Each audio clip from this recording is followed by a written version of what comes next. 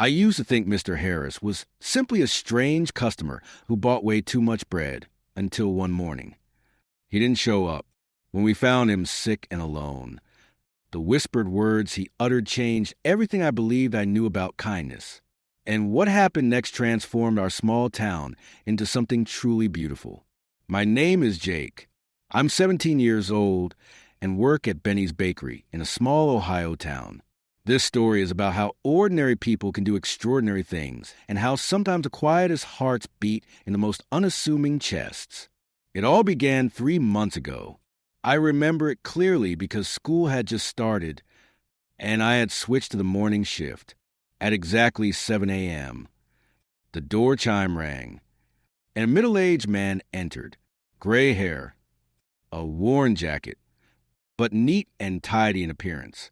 He didn't speak much, just looked over the bread shelf with his eyes. 6 loaves of bread. Please, he requested. His voice was calm and low. It seemed like a normal order, but something drew my attention.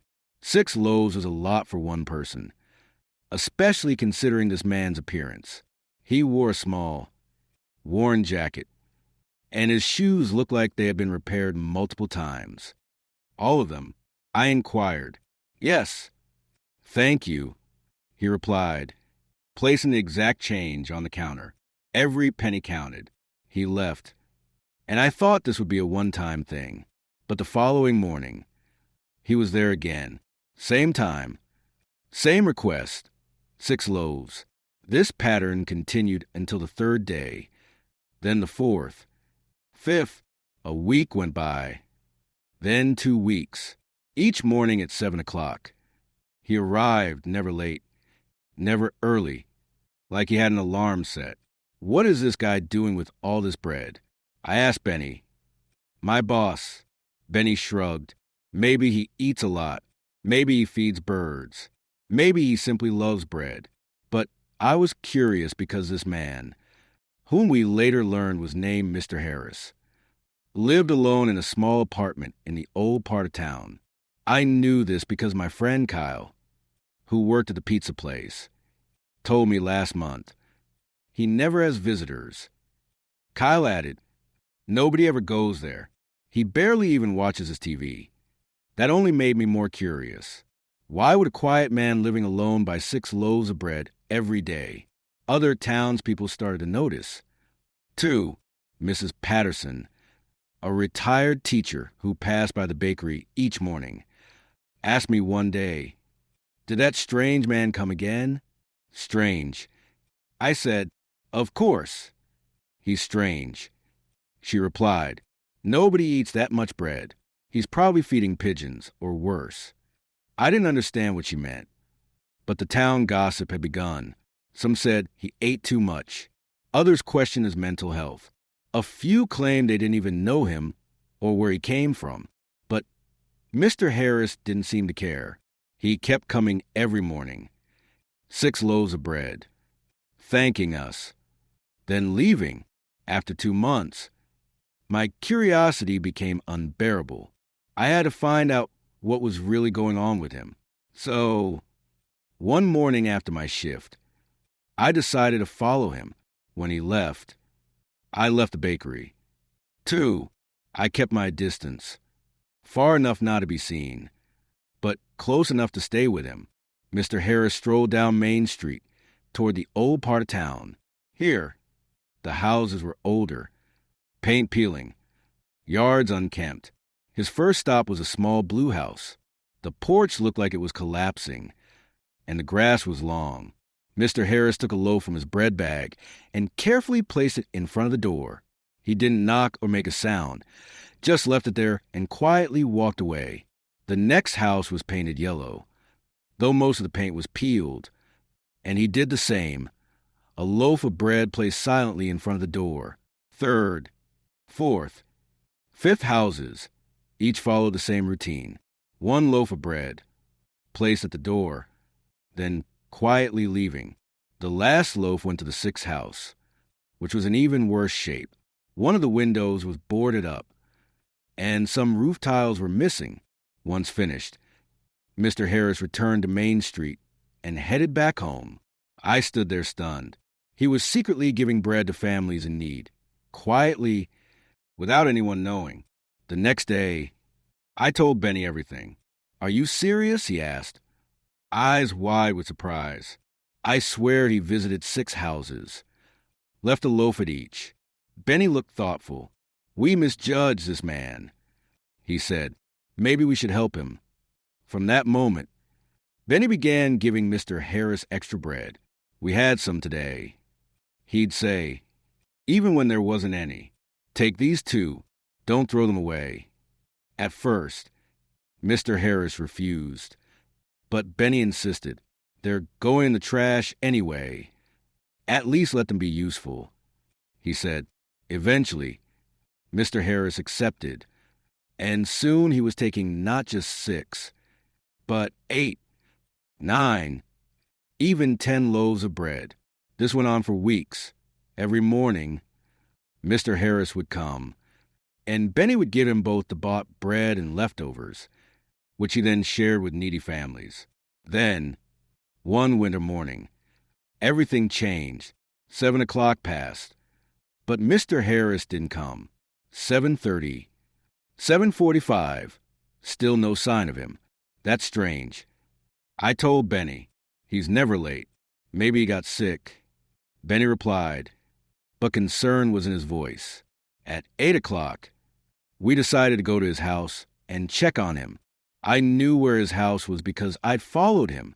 It was a small apartment in the old part of town. We knocked. No answer. We knocked again.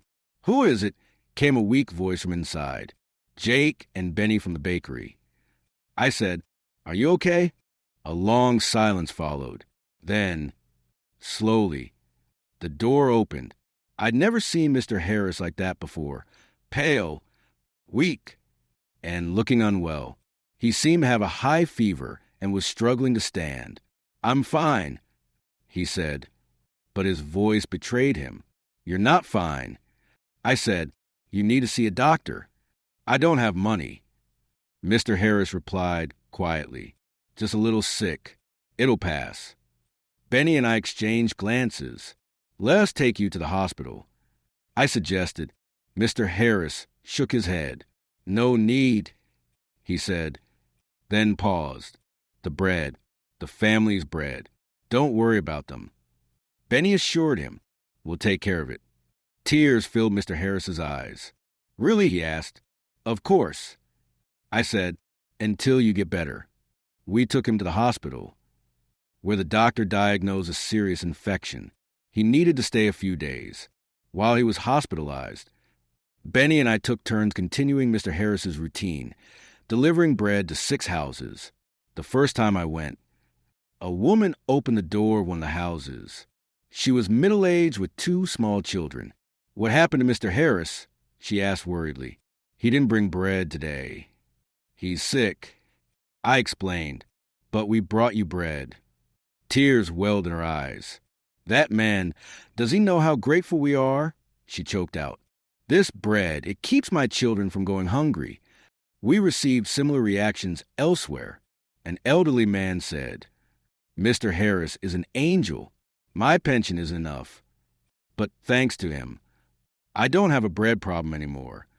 A young mother said, "I don't know what I'd do without him. I lost my job. My husband died. Mr. Harris is a beacon of hope." After these visits, we returned to the hospital. Mr. Harris looked a little better. "How are the families?" he asked eagerly. "They're very grateful," I replied. Mr. Harris smiled. "I'm grateful to them." "To you," I said, surprised. Mr. Harris looked out the window.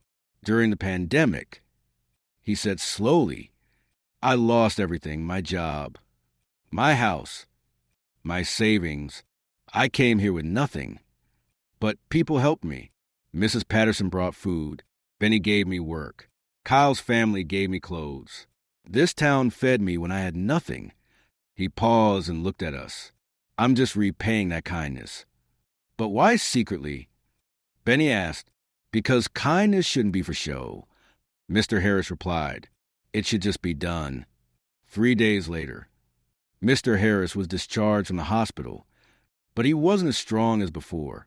The doctor warned he needed rest. How will I distribute the bread now? He worried. Don't worry. I reassured him. I'll do it. And that's what happened. Every morning before school, I continued Mr. Harris's routine, 6 houses, 6 loaves. A week later, Mr. Harris's condition worsened. The doctor said it was very serious. Jake, he told me in the hospital, if something happens, nothing will happen. I assured him, but if it does, he insisted. Who will distribute the bread? I will. I promised. Mr. Harris smiled. You're a good kid. Jake. 3 days later, Mr. Harris died suddenly, heart attack. His funeral was small. Only a few locals came because most didn't know what he had done, but all 6 families attended, crying and sharing what Mr. Harris meant to them. He was an angel, said the woman with the children.